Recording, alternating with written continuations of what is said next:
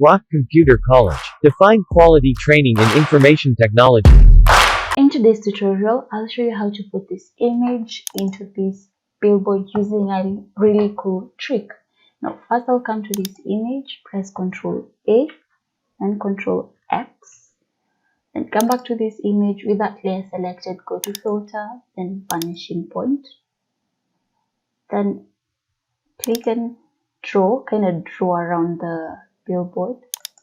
You only want to get the white pants, and if you make a mistake, you can click on the backspace key and it will take you a step back. So just do that. There we go. Then press Ctrl V to paste the image. Bring it over here.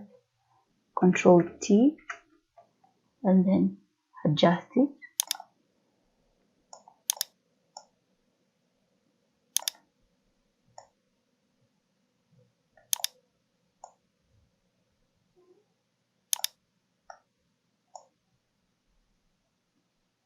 So just make it a bit larger over here, like that.